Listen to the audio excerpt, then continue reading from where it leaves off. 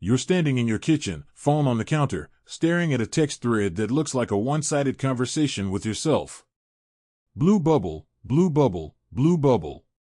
How's your day? Thinking of you. Let me know you got home safe. Their last reply was 2 days ago. Sorry, busy. Talk later.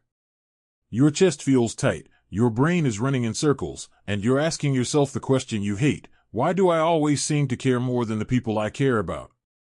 You tell yourself you're overreacting, you scroll back up and reread the old sweet messages, and you start trying to convince yourself this is normal, that you're asking for too much, that if you just stay patient they'll come around and finally match you.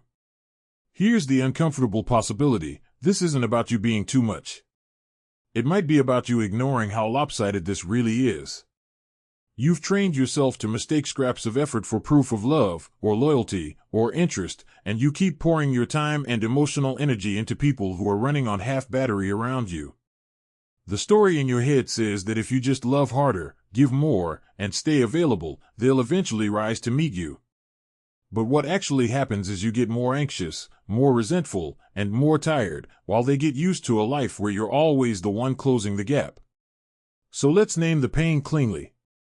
You're the one who remembers the birthdays and the job interview dates, who checks in after tough days, who texts first, who apologizes first, who drives across town while they see how the day goes. You're the one sending the long paragraphs, listening to the long rants, helping them sort out their crisis, while they somehow never have time to hear about yours. You go home from dinners that you planned, paid for, and emotionally carried, feeling weirdly empty, like you just did a shift. Over time, this messes with your self-respect. You start wondering if maybe this is all you deserve, if maybe you're the one asking for too much instead of them offering way too little. And if nothing changes, the cost isn't just a few awkward nights. It's years of your life spent in relationships where your care is exploited instead of honored, where your effort becomes the floor and their bare minimum becomes the ceiling. By the time we're done here, I want you to be able to do a few concrete things. I want you to look at any relationship, romantic, friendship, family, co-workers, and see clearly when the effort is actually lopsided, instead of explaining it away. I want you to know how to quietly adjust how much you give, so you stop running yourself dry for people who are not showing up. And I want you to walk into, or out of, relationships with a calmer spine, standing where your presence is matched, not exploited, even if someone else doesn't like the new you. Educational content inspired by classical Stoic texts. Not medical, psychological, or legal advice. If you want steady Stoic focus lessons on emotional control, boundaries, and relationships every week, this is the channel for you. Stay with me until the very end, and while you're here, hit like, tap subscribe, and share your thoughts in the comments. Here's how we're going to move. First, we're going to rip away the fog around "they're just busy" and help you see when effort is actually unequal.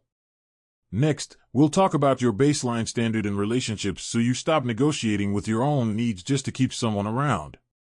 Then, we'll shift into your behavior, how often you initiate, how available you are, and how to change that without turning into a cold, distant robot. After that, we'll walk through what it looks like to stop rescuing people and instead give in a way that respects both you and them. Finally, we'll pull it all together in a real Friday night story where old you would spiral and new you hold your ground differently. At some point, you'll hear a line you can actually use in your own texts and conversations this week, and that's where things start to change. So, as you listen, hold one person in mind, the one where you already know you care more than they do. In a bit, we're going to drop you into a specific evening with that person, phone in your hand, and you'll see exactly how these tools can keep you from sending the "are you mad at me?" text that keeps you stuck in the same movie, again and again. Here's the first uncomfortable shift: you have to stop arguing with the evidence that's right in front of you. When you care more than they do, the data is already there in how often they initiate, how quickly they respond, how much they remember about your life, and how they show up when it's inconvenient, not just when it's fun. If you keep telling yourself stories like "they're just bad at texting" or "they're dealing with a lot right now," you're basically erasing your own experience in order to protect theirs. The change I'm asking from you is simple but heavy: start taking their behavior at face value for a little while. Not overreading every delay, but also not bending every delay into a generous excuse. If you never do this, you'll live in a fantasy version of the relationship where the potential is great but the lived reality keeps draining you. When you accept reality instead of arguing with it, you give yourself back power. Marcus Aurelius talks a lot in Meditations about seeing things clearly and then acting, instead of living in wishful thinking. When you see the pattern, that you're always the one chasing, smoothing, reminding, and fixing, it hurts. But that hurt is honest. Psychologically, your brain loves to avoid that hit by building narratives that make their inconsistency feel reasonable. The problem is that the more you protect their image, the more you sacrifice your own. When you start saying to yourself, no, this is actually what it is. If they wanted to, I'd see it, you move from fantasy into something more grounded. This is how a calmer, more self-respecting version of you responds instead of clinging to the highlight reel. You need one simple line for yourself here: I'm going to believe what their actions are telling me. That's it. You don't need to say it to them yet. You say it in your own head when you look at the thread, when you see they watched your story but didn't answer your question, when they cancel last minute again and say, rain check. You repeat that line, not to be harsh, but to keep you from sprinting back into the fantasy that someday, somehow, if you just love harder, they'll transform. Let's put this in a North American scene. You're sitting at your desk at work, mid-afternoon, pretending to focus on your inbox. Your phone lights up with a notification. It's not from them. You open your messages and scroll up the thread with this person. The last 10 messages are from you. You see your good morning texts from last week, the meme you sent, the how did your presentation go message, that got home safe, thanks for asking line that you ended up sending to fill the silence. Their messages are short, delayed, and vague. You start the usual mental gymnastics. They have that new project at work. They're probably overwhelmed. They told me their phone battery sucks. They're just not big texters. You even remember that one time they called you out of the blue and talked for an hour, and you used that as proof they're secretly as invested as you are. Now imagine a new you hitting pause. You put the phone down for a second, your heart's still a little jumpy, and you say in your mind, I'm going to believe what their actions are telling me. You scroll again, but this time you don't cherry-pick the 3 sweet messages from 2 months ago. You look at the average. You notice that you're the one always closing the gap. You feel that sting of disappointment, but you don't immediately soothe it with another excuse. You let it be real for a moment. You don't send another hey, just checking in text. You walk to the break room, refill your water, and feel the weight of your own effort instead of pretending it doesn't exist. Your tiny action for today is really simple. Pick one relationship where you suspect you care more, and do a behavior audit. Scroll the last month of interaction and ask, if I only saw this thread and knew nothing else, who looks more invested? You're not judging, you're just looking. No texting them to confront anything yet, no long speech, just that honest look at the pattern. Right now, if you can, take one slow breath with me. In through your nose, let your shoulders rise a little, hold for a couple seconds, then let it out slowly like you're deflating a balloon. As you breathe out, picture the excuses you've been recycling. They're busy, I'm too needy, it's complicated. Just for this breath, imagine putting those on a shelf.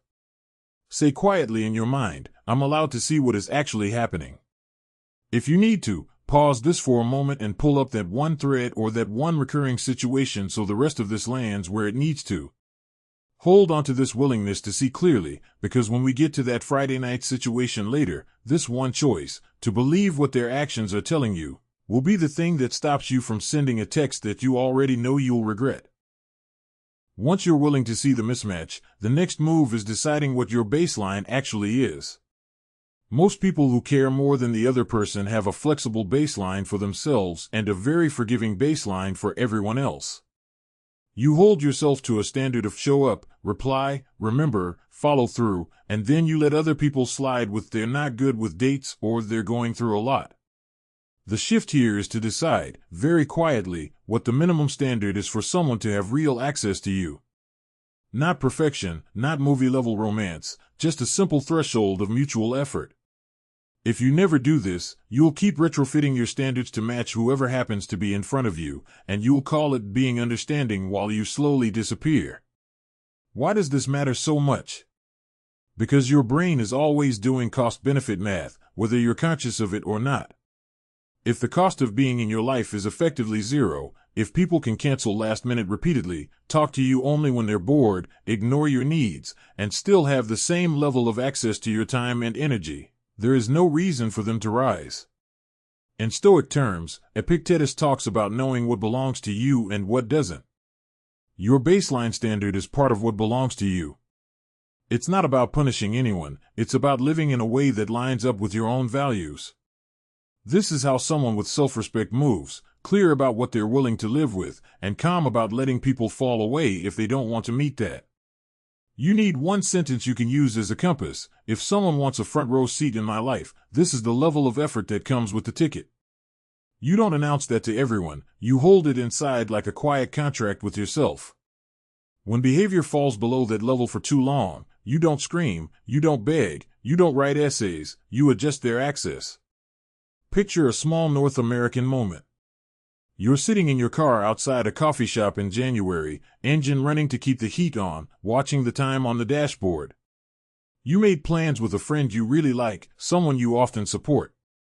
They asked for this meetup to vent about everything, and you agreed, moved your schedule around, and even drove across town. It's 10 minutes past the time you agreed to meet. No message. Old you have already sent, "Hey, are we still on?" with a smiley face, trying to sound chill. 15 minutes passed. They text, "Ugh, sorry, my day got crazy." Rain check? No apology for your drive, no suggestion of a new time, just assumption that you'll be there for the next round. Old you would respond with, "No worries at all, I totally get it." You'd swallow your annoyance and maybe even suggest another time. You'd go inside anyway and buy yourself a coffee, trying to talk yourself out of feeling hurt. Now you have that baseline sentence in your head. You sit in the car and say quietly, "If someone wants a front row seat in my life, this is the level of effort that comes with the ticket." You look at the pattern, not just today, but the last few months. Late replies, last-minute changes, lots of emotional dumping when it's convenient for them. You feel your jaw tighten, that old urge to be understanding starting up. Instead, you type, "Got it. I waited a bit and headed out." Let's circle back when you're able to confirm a time in advance. You're not cruel. You're just naming reality. Then, and this is key, you adjust the internal access. You stop prioritizing them the way you have been. You don't rush to answer the next late-night vent text. You don't cancel your own plans to fit theirs. You let their level of effort set the depth of the relationship. Your tiny action here is to write out your baseline, in one sentence, for each major relationship category. Something like, for close friends, I expect mutual checking in, follow-through on plans, and basic emotional reciprocity. For romantic partners, maybe, we both initiate, we both adjust, and we both show up when it's hard, not just when it's fun. You don't need a manifesto. You just need one clear line in each area that you can hold yourself to. If you're listening somewhere quiet, take a moment and feel your shoulders and jaw. Notice if you're clenching a bit as you think about certain people. Let your jaw soften, let your shoulders drop an inch, and say to yourself, "I'm allowed to decide what I require to feel safe and valued in a relationship." If you want, say it again, slower, so your body hears it, "I am allowed to decide what I require." That's not you being demanding. That's you stepping into adulthood with your eyes open. We'll stress test this baseline later when we get to that Friday night example, because that's usually when your standards are most likely to evaporate, when you're lonely, when you miss them, when the notification finally pops up and your whole nervous system lights up. You'll see how holding a baseline looks in real time, not just in your notes app. Here's the next big shift. You have to change how much you chase. When you care more than they do, you almost always over-initiate texts, calls, plans, emotional check-ins. You've gotten used to being the engine, telling yourself that if you stop driving, the relationship might stall. And you're right. It might. The uncomfortable truth is that you've been inflating the connection with your effort. What I'm asking you to do is experiment with pulling your energy back to a level that's sustainable for you, and then see what remains. If you never do this, you'll never really know what they're willing to bring on their own, without you carrying both sides. This works because availability is one of the clearest ways you teach people how to treat you. If you answer at any time, respond instantly, and always fill the silence, you're teaching them that your time and emotional space are open 24/7, no matter how they show up. From a behavior perspective, intermittent reward, little bursts of attention from them, actually makes you work harder. Your nervous system starts chasing those crumbs because they're unpredictable, and every small response hits like a jackpot. When you set a reply window, or decide not to double text, you're not playing games, you're stepping out of that slot machine pattern. This is how a more grounded version of you behaves, responsive but not on call, caring but not chasing. You need one simple line you can actually send when your instinct is to overtext. Hey, I've got a lot on my plate this week, so I might be a bit slower to respond. You can say that to someone you're close to if you're worried they'll misread your shift. And there's one line you say only to yourself: I'm allowed to match their pace instead of outrunning it. You repeat that when you're staring at the screen, tempted to send just one more "Hey, you okay?" message. Imagine a very average Friday in North America. You're on your couch, Netflix open but not really watched, phone in your hand. You've had a long week, and all you want is to see this person you've been talking to. Around noon, you sent, "Any chance you're free tonight?" No reply. At 3 p.m., you added, "No worries if not, just checking." Still nothing. You would keep going. At 6 p.m., another "Hey, everything okay?" At 8 p.m., maybe joking, "Guess you ditched me." Every time your phone buzzes, your stomach flips, and it's almost never them. By 9 p.m., you're spiraling, checking their social media, seeing that they liked someone's post or posted a story, and the story in your head is loud: "Why am I never a priority?" You pay attention to that urge but don't obey it. You've already decided you're going to match their pace. Noon text, no reply. At 3 p.m., you feel your fingers hovering over the keyboard and you pause. You say to yourself, "I'm allowed to match their pace instead of outrunning it." You lock the phone, stand up, and make yourself an actual plan for the evening that doesn't depend on them. Maybe you text a different friend, maybe you go to the gym, maybe you just order takeout and watch a movie you actually like. You don't send the follow-up texts.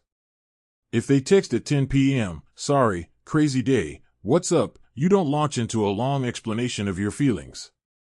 You can respond, but you don't rearrange your night around their late, vague check-in. Your tiny action: pick one person where you've been overtexting or overcalling, and choose a simple reply window. For the next week, you'll only check that thread and respond at 2 or 3 set times each day, instead of every time your phone lights up. You're not icing them out, you're just stepping out of the reflex. Take a small slow practice moment right here. If you're holding your phone, put it face down for a minute. Feel how jumpy your hand wants to be. Take one breath in, hold it, then breathe out and tell yourself, "Just because I feel the urge to reach out doesn't mean I have to act on it." Say it again, quieter. You're training the gap between impulse and action, and that gap is where self-respect grows. Later, when we step into that detailed Friday night scenario, this exact practice, matching their pace and keeping your reply window, will be the difference between spending your evening haunted by 3 dots on the screen and having a night where you actually feel present in your own life.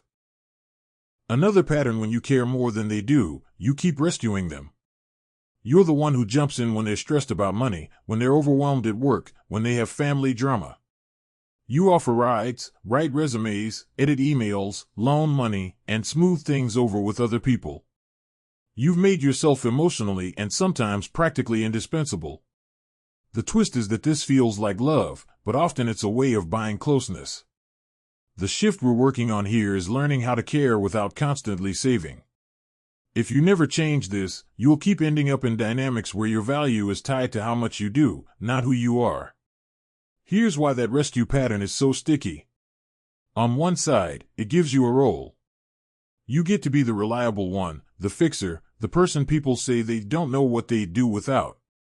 On the other hand, it lets the other person stay underdeveloped.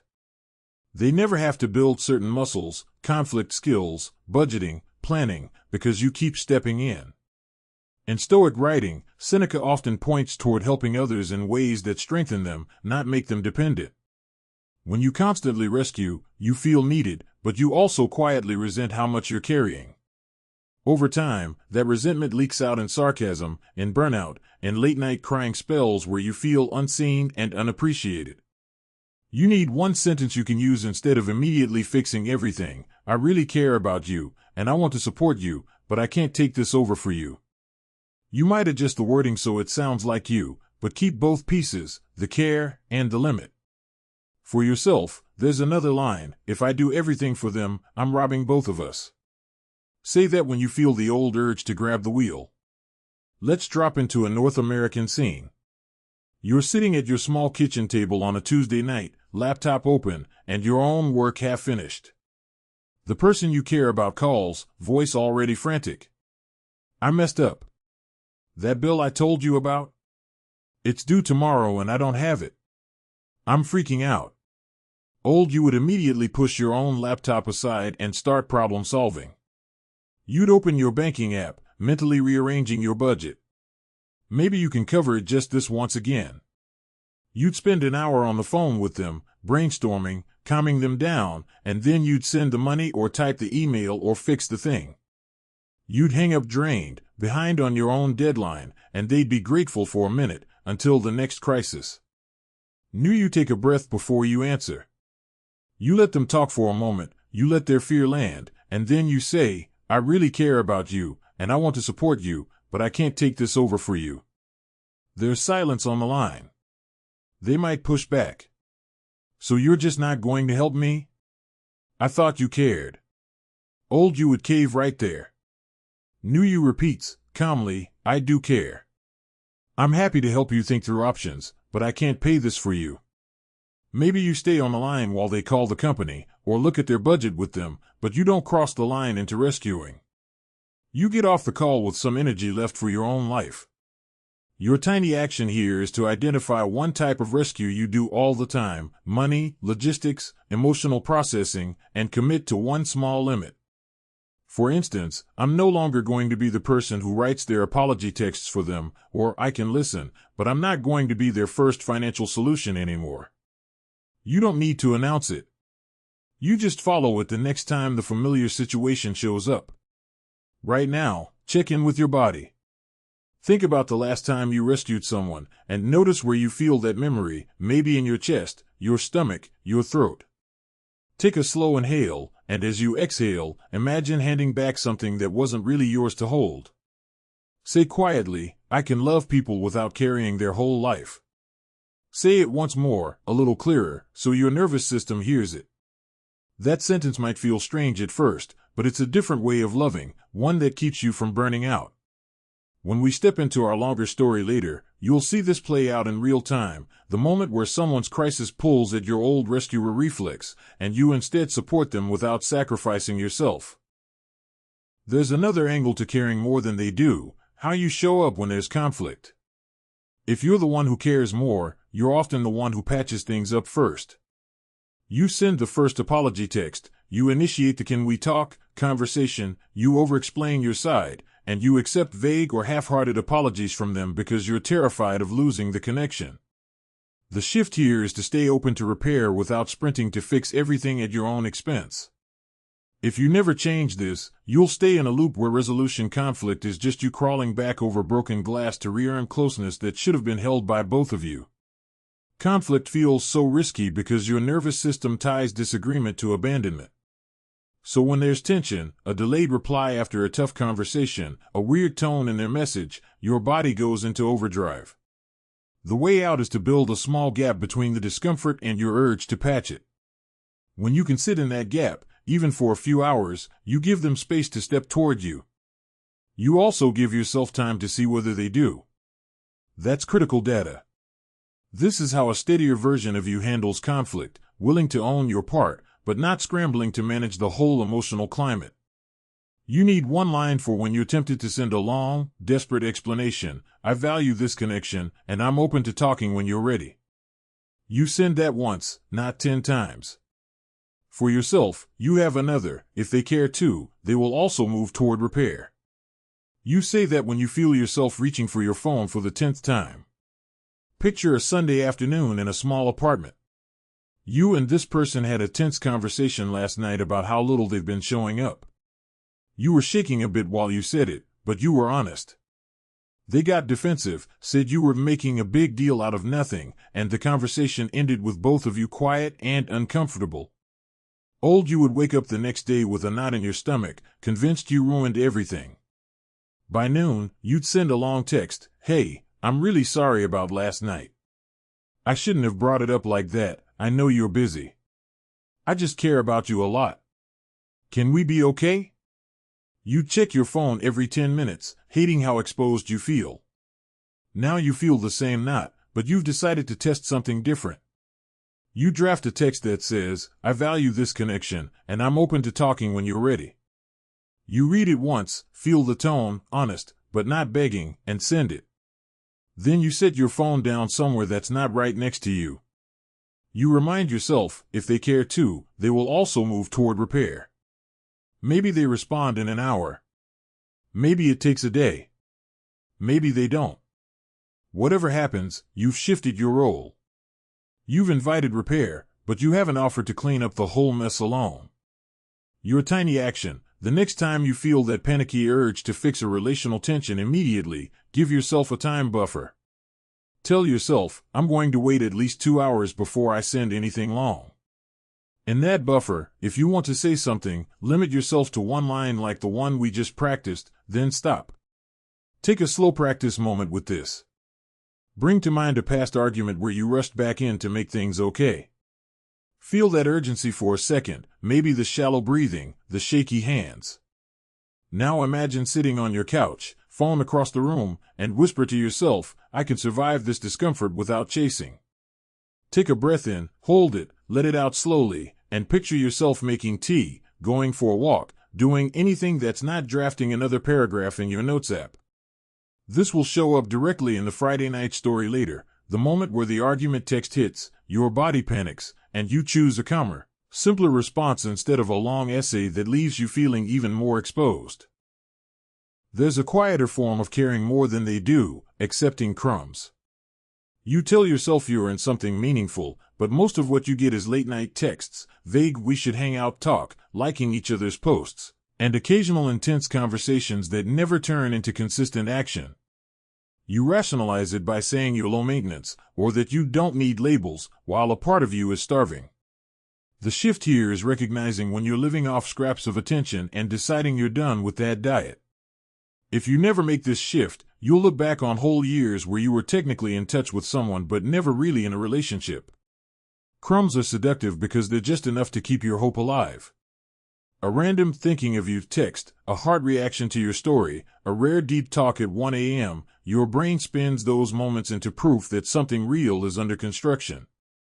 But as Marcus would remind you if he were here in a hoodie beside you, reality is in the pattern, not the exception. When there's no follow-through, no consistent presence, no willingness to plan a real life together in any form, those crumbs are just keeping you tethered. A self-respecting version of you starts measuring the relationship by what it looks like on an average Tuesday, not what it feels like on that one magical night. You need a sentence you can say to yourself when the crumbs show up, this is nice, but it's not enough for the kind of relationship I want. When someone sends the late-night you up, or the hey stranger text after ghosting for weeks, there's a line you can send if you want to be clear, good to hear from you. I'm looking for something more consistent than this. You might tweak it to sound like you, but don't soften the core truth. Picture a typical North American city at night. You're in bed, lights off, scrolling through your phone. It's almost midnight. You have to be up early, but your brain is in that lonely, wide-awake place. Your phone buzzes. It's them. Hey you, it's been crazy, miss your face. Your heart jumps. You would reply instantly, haha, I miss you too. How have you been? You'd fall into a 2-hour conversation, feel that old warmth come back, maybe even daydream about seeing them again soon. The next day, silence. No follow-up. It's like the emotional equivalent of cotton candy, sweet, then gone, leaving you with nothing solid. Now you stare at the screen for a moment and feel the pull. You remember your sentence, "This is nice, but it's not enough for the kind of relationship I want." You might even whisper it. Then you type, "Good to hear from you. I'm looking for something more consistent than this." Your thumbs hover.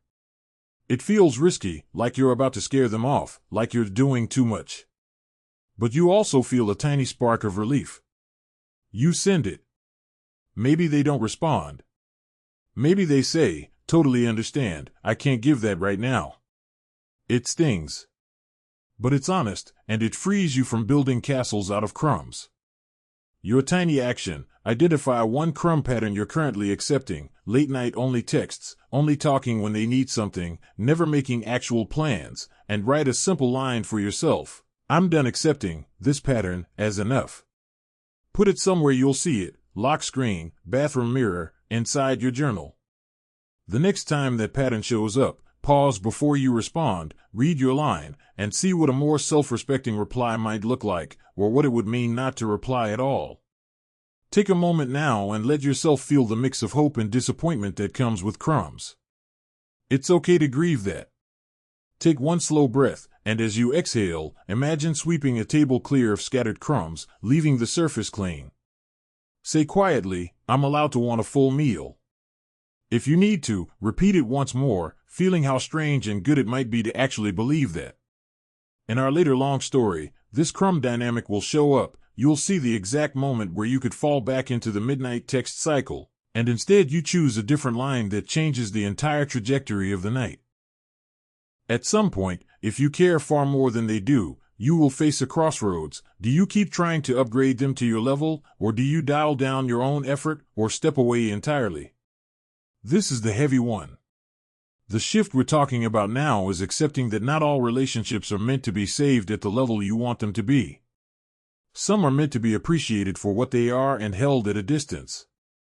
Some are meant to be released. If you never embrace this, you'll stay stuck in endless renovation projects, trying to rebuild something that the other person never signed up to change. Here's why this matters. Your energy is finite. Your capacity to care deeply, to hold space, to show up, is a limited resource. If you spend it all trying to fix a lopsided relationship, you don't leave much for the people who are actually capable of mutuality. It also keeps you from facing a deeper fear, that letting go will leave a gap in your life. The Stoics talk a lot about accepting what you can't control. Other people's choices are at the top of that list. You can invite, you can model, you can express your needs, but you cannot carry both sides forever. You need one line that names this crossroads: I can keep caring about this person, but I'm no longer going to center my life around them. That might mean downgrading the relationship in your inner ranking, from person I lean on to person I care about from a distance. In some cases, you might need an even clearer internal line: I'm allowed to walk away from what hurts more than it heals.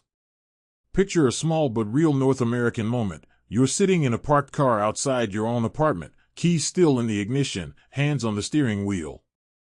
You just left another interaction with this person, maybe a partner, maybe a friend, maybe a family member, where you did all the emotional heavy lifting. You asked the questions, you listened, you adjusted, you comforted. They barely asked how you were. On the drive home, you replay everything, wondering if you said something wrong, if you're expecting too much. You would get home, flop into bed, and scroll through old photos and messages, trying to reassure yourself that there's history here, that it's worth it, that you just have to hang on. Now you sit in the quiet of the car and let the emptiness really register. You say, out loud if you can, I can keep caring about this person, but I'm no longer going to center my life around them. You feel how different that is from the way you've been living. Maybe you cry a little. Maybe you feel numb. But then you start thinking about what that would actually look like. Maybe it means not dropping everything the next time they text. Maybe it means not sharing every detail of your day with them anymore.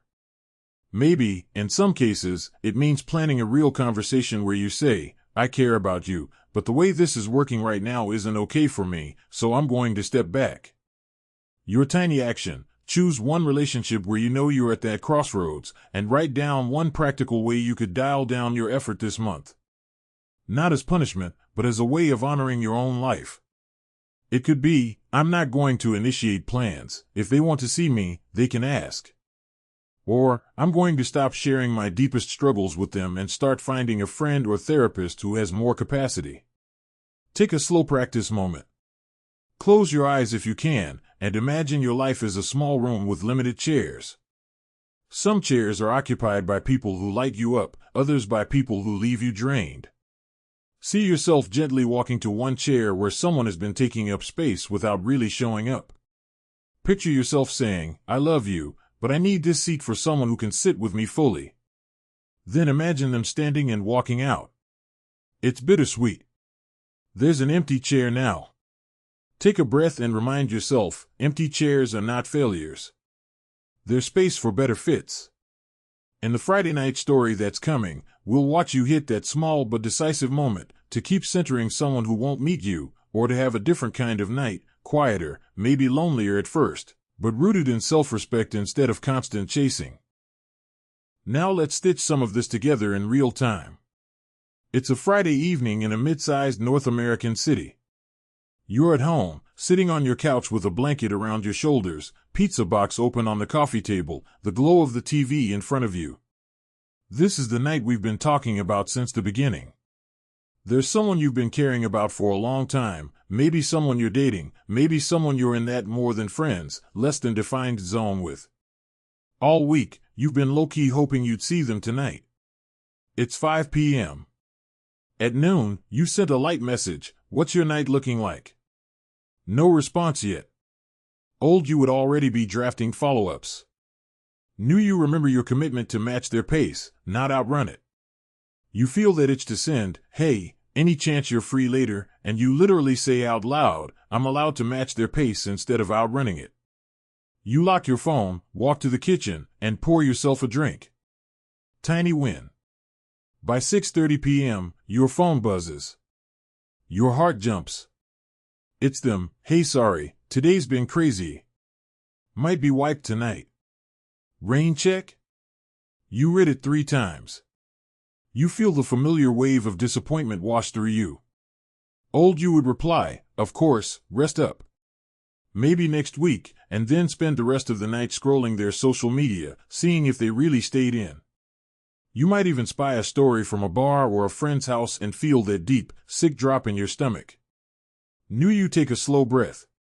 You remember the baseline you wrote for yourself, mutual effort, real follow-through, not just vague promises. You also remember your crumbs rule, midnight rain checks and vague maybe later plans are not enough for the relationship you want. You let yourself feel the sting. It hurts because you care, not because you're weak. You whisper, this is nice, but it's not enough for the kind of relationship I want. You type, got it. Hope you get some real rest. For the future, I'd really appreciate more concrete plans. I'm looking for something more consistent than last-minute maybes. You stare at it. It feels like too much. You're tempted to delete it and send a chill no worries instead. That's the old survival pattern. You take another breath, feel your feet on the floor, and think of all the nights you've spent feeling like an option. Then you hit send. They reply, oh wow, didn't mean to upset you. I've just been busy. Old you would rush in, no, you're not upsetting me at all, I get it, sorry if I sounded intense. New you don't. You right, I know you're busy. So am I. That's why consistency matters to me. If that's not something you're up for, I totally understand, I just need to be honest with myself about what I need. You're not attacking. You're not begging. You're simply standing where you've decided to stand. There's a pause. 3 dots appear, disappear, and appear again. Finally, I don't know if I can give you that right now, TBH. Your chest aches. This is the fork in the road. Old you would say, it's okay, we can just keep things casual, no pressure. You'd shrink your needs to fit their capacity. Now you feel the urge to do that, and instead you remember another line, I'm allowed to walk away from what hurts more than it heals. You reply, thanks for being honest. I'm going to step back then. I care about you, but I need to make room in my life for people who want the same things I do. You put the phone down. No dramatic typing. No final plea. Just space.